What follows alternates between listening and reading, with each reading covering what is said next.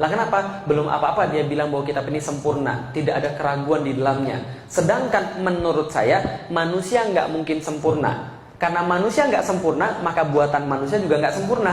Karena pikir saya yang buat Al-Quran adalah manusia, padahal bukan. Wajar nggak saya mikir begitu? Ya, karena yang buat Weda siapa? Manusia. Tripitaka?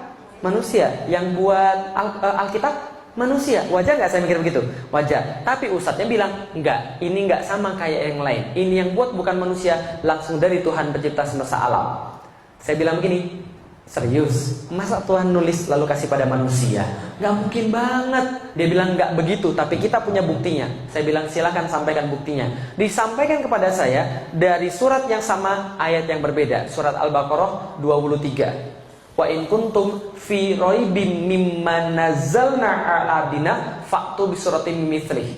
Dan bila kalian tetap dalam keraguan dengan apa yang kami turunkan terhadap hamba kami Muhammad, maka datangkanlah satu surat yang semacam dengan Al-Quran itu. Ketika baca ayat itu, kepala saya kayak digebukin ibu-ibu sekalian. Bukan digebukin begini, bukan. Maksudnya gini, argumen saya hancur. Jadi landasan mikir saya hancur. Lah kenapa hancur? Karena ditantang langsung dari dasarnya. Seolah-olah Al-Quran pengen bilang begini, udah didelik, gak usah banyak ngomong. Gini aja, kalau kamu hebat, datengin yang semacam dengan Al-Quran. Satu surat aja. Di antara Al-Quran ada 114. Pilih yang mana yang paling pendek, yang mana yang paling mudah, datengin. Kalau kamu bisa, Al-Quran kalah. Tapi kalau kamu nggak bisa, ikut aja Al-Quran. Simple nggak? Fair nggak?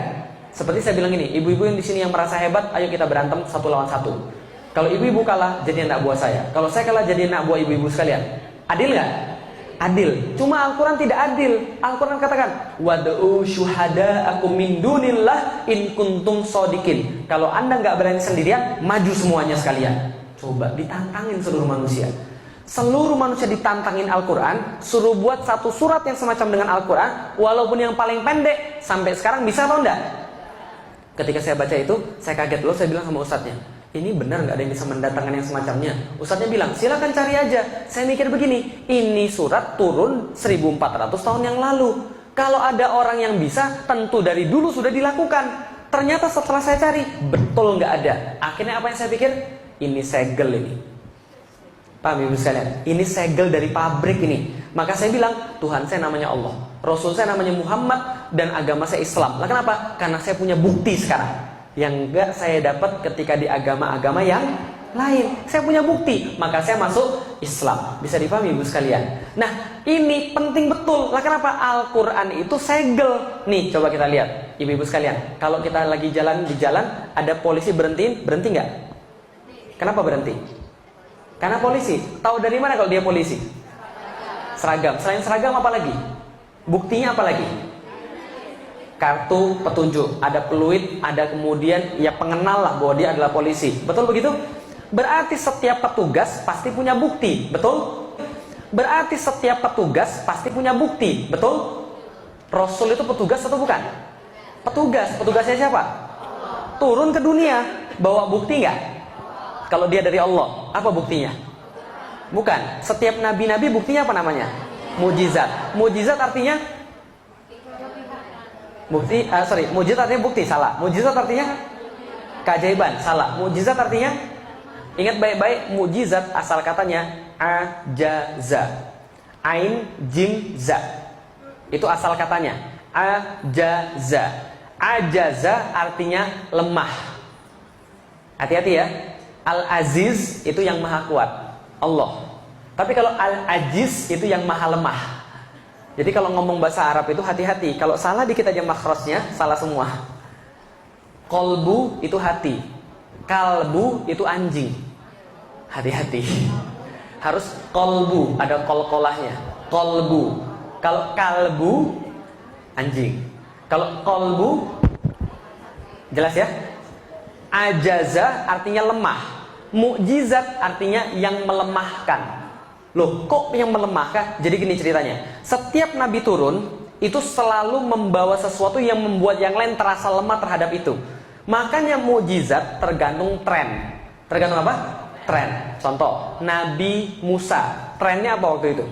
sihir yang lagi keren. Orang yang bisa sihir dianggap hebat, dianggap kuat, dianggap luar biasa. Nabi Musa turun bawa yang lebih hebat daripada sihir. Apa itu? Apa buktinya yang diberikan Allah? Tongkat. Bisa berubah jadi? Bisa membelah laut. Setelah Nabi Musa wafat, apakah mujizatnya masih ada? Masih ada tongkat yang model begitu? Kalau masih ada saya mau beli 2. Nggak ada lagi tongkat model begitu. Semua mujizat diangkat ketika nabinya wafat. Ganti masa Nabi Daud. Nabi Daud yang lagi ngetren apa? Nabi Daud yang lagi ngetren apa di masa itu? Perang. Orang yang paling hebat adalah orang yang paling gede badannya. Maka ada cerita Jalut. Jalut itu orang Filistin, yang orang Filistin badannya di atas rata-rata. Nah ini Jalut orang yang paling bongsor di antara Filistin. Berarti lebih gede lagi. Maka orang gede kuat. Maka diturunkan Nabi Daud dengan mujizat bisa melembutkan besi. Dia pakai baju zirah, dia pakai baju besi, menang jadi raja. Gitu kan ya? Nabi Sulaiman anaknya Nabi Daud lagi ngetren apa? Buat gedung-gedung megah, kendaraan-kendaraan super cepat dan sihir-sihir yang mematikan. Maka Allah kasih dia orang naik kendaraan biasa unta, dia kendaraannya apa? Angin. Orang buat megah bangunan-bangunan megah, dia buat bangunan rumahnya itu pintunya aja 9 pilar. Pintunya doang, tehelnya kaca semua. Gitu kan ya? Itu Nabi Sulaiman. Ganti masa lagi Nabi Isa. Nabi Isa yang lagi ngetren apa? Trennya ganti. Apa yang lagi ngetren? Medis, kesehatan. Orang lepra, buta, kusta sekali sentuh selesai. Orang mati hidup, gitu kan ya? Atas izin Allah. Tapi setiap Nabi wafat, nabinya diangkat, mujizatnya diangkat. Betul? Nabi Muhammad yang lagi ngetren apa? Di kalangan orang-orang Arab dan di kalangan dunia pada saat itu. Syair, sastra, bahasa, informasi. Ya, maka turun Al-Quran yang informasinya ngeri, sastranya ngeri, nggak ada yang nyaingin. Stres setiap orang di depan Al-Quran. Ini kok bisa kayak begini? Ini kok bisa kayak begini? Betul kan ya? Semua orang merasa lemah di depan Al-Quran. Hebatnya adalah apa? Nabi Muhammad ini kemuliaannya, ketika dia wafat, Al-Qurannya nggak diangkat. Mujizatnya tetap ada. Supaya kenapa? Allah pengen tanya Anda perlu bukti apa lagi untuk beriman? Sudah ada itu. Yang lain diangkat, nggak bisa lagi. Mujizatnya mana? Mujizat mana? Nggak ada. Nabi Muhammad tetap ada. Mujizatnya di mana kalau gitu? Nih, kalau gitu saya lihat. Bahasa sastra itu beda dengan bahasa biasa. Betul? Saya seorang penulis. Dikit banyak saya tahu sastra. Contoh, ini bahasa biasa. Bapak dan ibu pergi ke pasar. Paham? Bahasa sastranya nggak begitu. Bahasa sastranya bisa jadi begini. Ayah dan bundaku, mereka meniti jalan menuju tempat orang berjual beli. Kan itu kan? Lebih susah dipahami yang mana? Yang pertama atau yang kedua? Dalam sastra itu selalu berlaku satu hal yang sangat-sangat sederhana. Kalau Anda mau pilihan katanya indah, Anda keluar daripada makna yang sebenarnya. Tapi kalau Anda mau kemudian maknanya yang dapat, Anda pakai bahasa yang sederhana. Bisa dipahami ibu sekalian? Kalau Anda mau pilih keindahan bahasa, maknanya harus dikurangi. Kalau mau maknanya, keindahan bahasanya harus dikurangi. Satu-satunya yang maknanya bagus, indah katanya mantap, itu cuma Al-Quran. Bisa dipahami ibu sekalian? Maka orang-orang stres melihat Al-Quran. Kok bisa begini? Contoh, nih salah satu contoh. Kenapa dikatakan bahwa tidak ada yang bisa mendatangkan yang semacam dengan Al-Quran? Nih contoh. Suatu masa ketika Rasul masih ada yang bilang bahwa dia juga nabi. Ada yang mengklaim nabi juga, namanya Musailamah. Musailamah dia digelari Al-Kadzab. Al-Kadzab artinya sang penipu. Nah, kenapa dia digelari sang penipu? Karena dia bilang bahwa dia adalah nabi. Musailamah ini juga kemudian mengaku nabi. Suatu waktu turun surat Al-Asr. Ada yang hafal surat Al-Asr? Ya semua hafal. Wal asri. Innal insana lafi husrin illal ladzina amanu wa amilus solihati wattawassaw bil haqq wattawassaw bis sabr. Ini surat pendek atau panjang? Tapi belakangan ketika kemudian ulama-ulama melihat surat ini, apa yang beliau katakan? Ulama-ulama katakan, seandainya Al-Quran tidak diturunkan ke atas muka bumi ini, maka satu surat ini sudah jauh lebih cukup. Karena maknanya yang indah. Tidak selesai dikaji sampai detik ini. Kalaupun Al-Quran tidak turun semuanya, maka semua itu sudah terwakili dalam surat Al-Asr itu. Ngeri ya? Sependek itu maknanya sedemikian besar. Nah, ketika turun surat tadi, Amr bin As yang waktu itu belum masuk Islam, orang ini pinter banget. Amr bin As ini pinter banget orangnya, belum masuk Islam. Dia jalan-jalan ketemu Musailamah Al-Kadzab. Ketika ketemu Musailama, Amr bin As bilang, tahu nggak? Semalam itu baru ada wahyu yang turun kepada Nabi Muhammad. Keren banget. Apa kerennya? Nih, coba dengar. Wal asri, innal insana lafi husri, illal ladzina amanu wa amilus solihati wa tawassaw bil haqq wa tawassaw bis sabr. Musailama dengar, lalu bilang, semalam juga saya turun wahyu.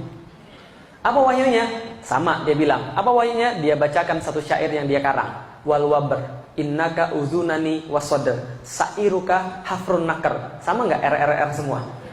Wal asri R, innal insana lafi husrin R, illal ladzina amanu wa amilus solihati wa tawassaw bil haqq wa tawassaw bis sabr R. Rimanya pas, temponya pas, belakangnya R semua, maknanya nggak selesai dikaji sampai sekarang. Tapi Musailama belakangnya R semua. Tahu artinya?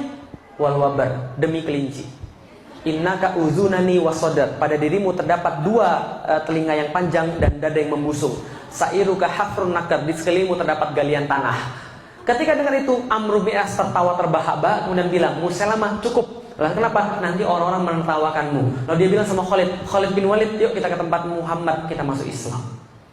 Gara-gara dengan surat Wal Asri. Surat Toha 1-20 itu membuat Tufail bin Amr ad-Dausi yang hafal 200 ribuan syair bertekuk lutut, nangis, lalu berkata, saya nggak pernah dengar yang kayak begini. Lalu kemudian dia masuk Islam. Bisa dipahami sekali? Kita aja mungkin yang nggak ngerti bahasa Arab, ini mana bagusnya? Bisa dipahami sekalian? Makanya belajar. Tapi kadang-kadang itulah, ini mujizat yang masih tertinggal satu-satunya di dunia, tapi malas kita baca. Ustaz, saya itu bukan malas baca Ustaz, saya itu nggak sempat Ustaz. Itu lebih sombong lagi ibu sekalian. Lah kenapa? Coba lihat, Rasul sudah dijamin masuk surga, ya, dijamin masuk surga. Istrinya banyak, perangnya banyak, urusannya jangan tanya, sholatnya lebih banyak. Tapi itu pun baca Qurannya nggak habis-habis. Kita nggak ada yang jamin masuk surga. Anak cuma paling berapa, gitu kan ya? Perang enggak. Ibadah jarang, nggak baca Quran, terus mau apa lagi? Paham ibu sekalian? Padahal itu petunjuknya, bisa dipahami ibu sekalian? Oke, dari situ saya tahu apa tujuan hidup manusia. Wa ma khalaqtul jinna wal insa illa liya'budun. Tahu dari mana? Al-Quran. Kenapa percaya dengan Al-Quran? Karena tidak ada yang bisa mendatangkan yang semacamnya. Bukti, ilmu dapat 100%, mau dibakar pun rela. Lah kenapa? Karena ini adalah buktinya. Bisa dipahami ibu sekalian, mau mati pun rela karena sudah dapat buktinya. Akan kemana setelah mati? Kembali kepada Allah. Kata siapa? Al-Quran. Ayat mana yang bilang begitu? Innalillahi wa inna ilaihi roji'un. Pasti saya kembali pada Allah. Kenapa percaya dengan Al-Quran? Tidak ada yang bisa mendatangkan yang semacamnya. Bukti. Makanya saya tetap objektif. 3 minggu setelah saya masuk Islam, saya bilang sama bapak saya, Felix masuk Islam. Bapak saya bilang, kamu gila kamu ya? Enggak. Kenapa kamu masuk Islam? Karena ini agama yang paling benar.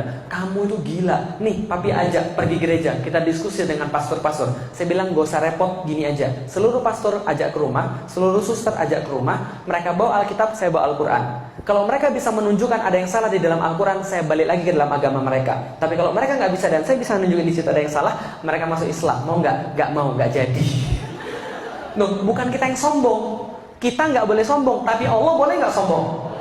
Maka ulama-ulama mengatakan surat Al-Baqarah ayat 23 itu adalah semacam tanda-tanda kesombongan Allah terhadap manusia yang merasa dirinya lebih kuat daripada Allah, dirinya lebih tahu daripada Allah, atau dirinya lebih besar daripada Allah. Gak ada. Maka sampai sekarang saya fair. Kalau ada yang bisa mendatangkan Al-Quran yang semacam dengan Al-Quran, saya sekarang juga keluar dari Islam dan saya masuk agama dia. Tapi kalau dia tidak mampu, harusnya dia masuk. Bisa dipahami ibu sekalian? Loh kok Ustaz berani bilang begitu? Ya beranilah, Allah yang jamin. Bisa dipahami ibu sekalian? Itu mujizat loh, Allah yang jamin. Maka kita harus percaya. Karena itu sudah 1400 tahun gak ada yang bisa datangin yang semacamnya. Bisa dipahami ibu sekalian? Berarti itulah alasan kenapa kita Muslim, gak yang lain. Karena yang lain gak punya bukti, cuma Islam yang punya bukti. Nah, dari Allah akan kembali pada Allah, dan di dunia adalah beribadah pada Allah.